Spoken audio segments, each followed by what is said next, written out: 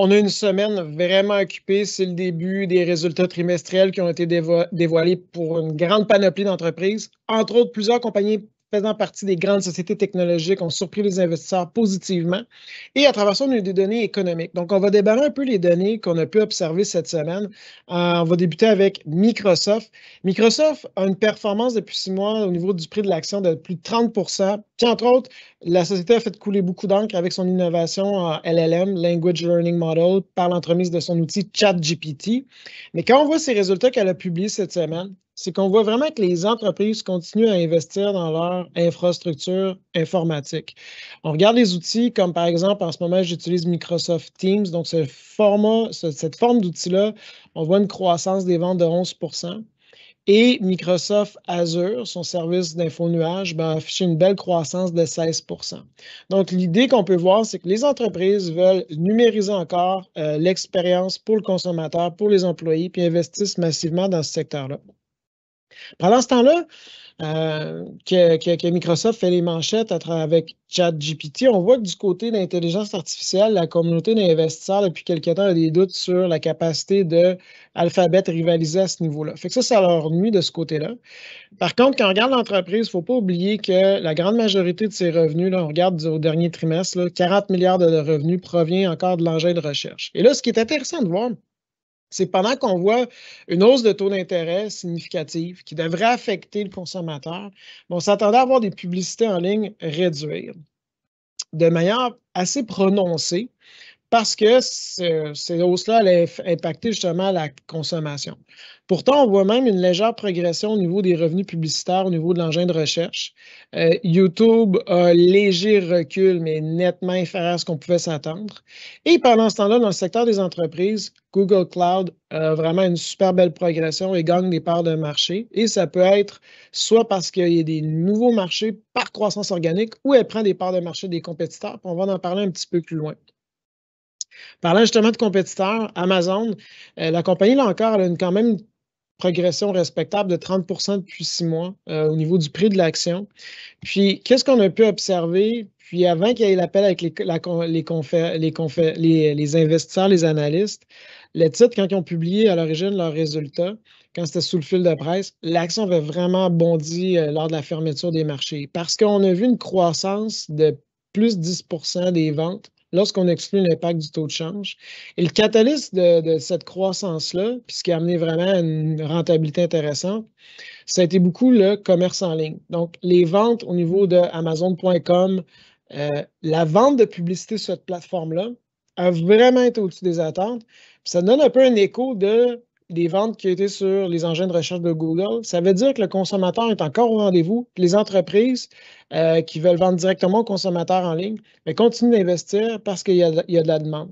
Ce qui a nuit après, lors de l'appel de la conférence, auprès à Amazon, c'est vraiment sa division d'info-nuage, AWS. Croissance des ventes de 16 %, c'est bon.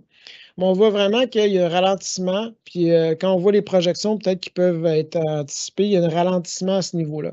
Ce n'est pas nécessairement que les entreprises investissent moins dans l'info-nuage, c'est que jadis, AWS a été un pionnier dans le secteur. Elle avait des parts de marché à elle. Elle avait l'océan devant elle à seule dans ce marché-là. Puis aujourd'hui, il y a des nouveaux compétiteurs, que ce soit Red Hat de IBM, que ce soit Google Cloud, Azure. Donc, ça a été vraiment AWS, la division dans Amazon qui a permis à la compagnie de continuer de progresser. Donc là, il faudra voir un peu plus loin, mais peut-être la communauté d'investisseurs va commencer à se questionner parce que si AWS en pâtit, Amazon, oui, peut faire de la rentabilité en vendant de la pub sur leur plateforme, mais il ne faut pas oublier que pourquoi Amazon a vraiment une croissance de ses ventes, c'est par l'expérience qu'elle donne aux consommateurs. Si on commande sur une plateforme Amazon, entre autres aux États-Unis, régulièrement, on va avoir une livraison en dans de 24 heures. Donc, si demain matin, je commande des lames de rasoir puis la livraison se fait le lendemain, je vous garantis une chose, c'est que ce n'est pas rentable pour Amazon parce que le last mile delivery, la livraison pour le dernier kilomètre, si je pourrais le dire en français, c'est pas rentable. Puis quand on regarde des entreprises qui font de la livraison de la même forme, mais par exemple dans le secteur alimentaire avec DoorDash puis Uber Eats, c'est très complexe, puis il n'y a pas encore un modèle d'affaires qui donne une rentabilité. Fait que ce qui m'inquiète à propos d'Amazon, ce qu'il faut surveiller, c'est que si en même temps que AWS ralentit, que la communauté d'investisseurs est un peu plus sévère en termes d'évaluation d'entreprise, puis elle se dit: «C'est beau vendre en ligne, mais c'est quand que ça va être rentable?» Ça va être à surveiller. La surprise! Il y a 6 mois environ, j'avais fait une chronique sur les grandes compagnies technologiques, puis j'avais donné, des faits à propos de Facebook, Instagram, qui sont sont sous le giron de Meta, pour montrer qu'il y a encore une certaine vigueur. Puis depuis, le titre, il a vraiment progressé de plus de 140 en 6 mois. Et lorsqu'on déballe les chiffres, ce qui a vraiment agréablement surpris la communauté des investisseurs, c'est de voir la croissance, surtout dans les pays développés, là où il y a vraiment une bonne rentabilité, c'est en Amérique du Nord. La compagnie, au dernier trimestre, elle a eu des ventes de plus de 12 milliards de dollars. Puis si je compare le même trimestre en 2022 puis en 2021, c'est même supérieur à ce qu'on a vu dans le passé. Donc, pendant qu'on voit une hausse de taux d'intérêt, puis on a vu les gens acheter beaucoup de biens durant la pandémie, c'était logique de dire que le consommateur allait être moins présent. Pourtant, au dernier trimestre, les résultats en disent autrement. Puis, quand je conjugue à ça le fait que Meta veut ralentir ses dépenses, puis on voit une augmentation de la rentabilité, ça leur donné confiance à la communauté d'investisseurs. C'est pour ça que le titre, il a vraiment progressé. Souvent, en bourse, on fait de l'argent quand une situation vraiment grave devient soudainement moins pire. Puis c'est ce qu'on vient d'observer encore avec Meta. Puis, moi, une donnée qui a vraiment attiré mon attention, puis je n'avais déjà parlé précédemment, souvent les gens disent Meta, c'est WhatsApp, c'est Instagram, c'est bien des initiatives. Mais il y a une chose, Facebook, plus personne n'utilise ça. Mais si vous regardez en ce moment, dans les données au dernier trimestre, il y avait 200 millions de Nord-Américains qui étaient actifs à chaque jour sur la plateforme de Facebook et c'est supérieur à des données antérieures depuis 2 ans. Donc, c'est faux de dire que Facebook est de moins en moins populaire. Il l'est autant. Puis, c'est peut-être ce que les investisseurs réalisent. Il y a encore des défis pour l'entreprise. L'entreprise dépense massivement. On parlait de métavers, là, on parle d'intelligence artificielle. Ça reste à voir, mais bref, les investisseurs ont vraiment apprécié les données qui ont été observées. Pourquoi je parle maintenant du consommateur? C'est quand on regarde les données de vente de publicité en ligne pour la plateforme numérique d'Amazon, pour l'engin de recherche de Google, puis ses ventes sur YouTube. Si on regarde ce qui s'est passé avec Facebook ou Meta, qu'est-ce qu'on peut observer? C'est que le consommateur dépense encore malgré des hausses d'intérêt significatives. Ça surprend beaucoup de gens. Puis ce qu'on peut voir, c'est que la tendance de la consommation réelle, quand même quand je prends en compte l'inflation, actuellement, est nettement supérieure à ce qu'on a pu observer de 2017 à 2019 avant la pandémie. Puis si on remonte à 2002, là, il ne faut pas oublier que le taux directeur était à peu près au même niveau qu'on était en 2004. Là. Donc, de 2002 à 2016, nettement supérieur. Et là, les gens peuvent dire, ben, pourquoi ça devrait ralentir? Il y a une des explications, il y a un rapport de Goldman Sachs qui a été publié cette semaine qui mentionnait que si on regarde la croissance des revenus d'aujourd'hui, si on regarde le revenu disponible chez les consommateurs, puis c'est important parce que le consommateur, c'est presque 70 de l'économie du PIB d'un pays, bien, par rapport à 2019, bien, elle a augmenté de 3,33 billions de dollars. Puis l'économie américaine, c'est à peu près 20 billions. Donc, c'est une croissance de 15 C'est vraiment significatif. Mais là, ce qui est intéressant, c'est que quand on regarde les données, on peut voir que 80 de la population ont obtenu la moitié de ce gain-là. Puis je vais sonner comme Margaret Thatcher quand je vais parler de upward mobility, c'est qu'on voit qu'il y a une mobilité à la hausse verticale qui touche toutes les classes de la société où les gens observent une augmentation de salaire.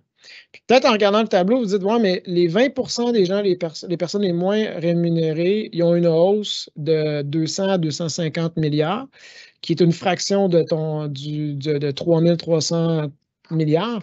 Mais ça reste que par rapport à leurs revenus, c'est vraiment significatif.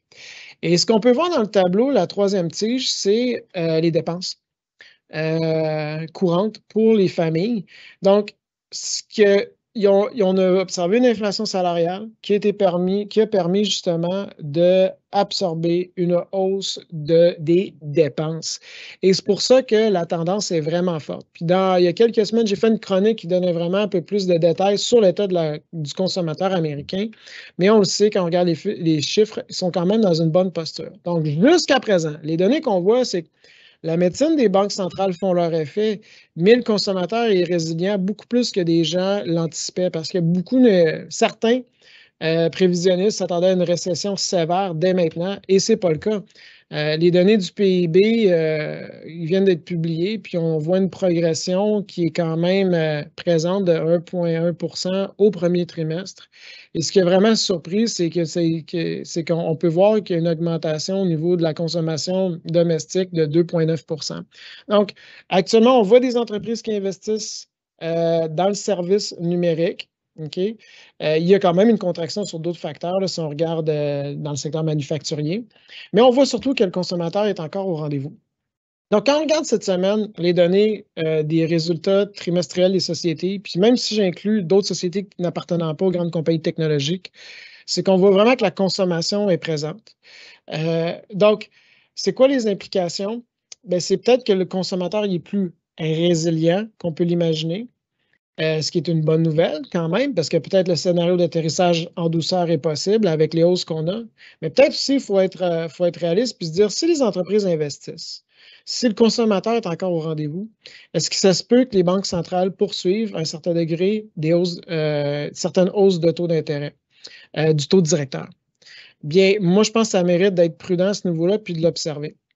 Maintenant, le dernier point que je vais mentionner, je vais parler des grandes compagnies technologiques. Parce que l'année dernière, les grandes compagnies technologiques, ça a été vraiment difficile. Par contre, c'était l'exception parce que depuis 10 ans, de 2013 à tout récemment, les compagnies technologiques, puis c'est une poignée, il y en a à peu près 6, ils ont progressé de plus de 500 Puis quand on exclut ces 6 compagnies-là, le reste de l'indice n'a pas vraiment performé.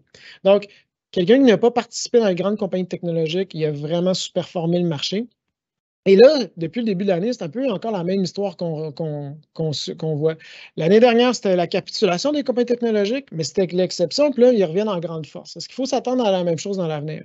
Et là, moi, je pense que qu'est-ce qu'on va observer, c'est qu'il y a encore des compagnies de grande technologie qui ont leur pertinence, puis on le voit dans les résultats.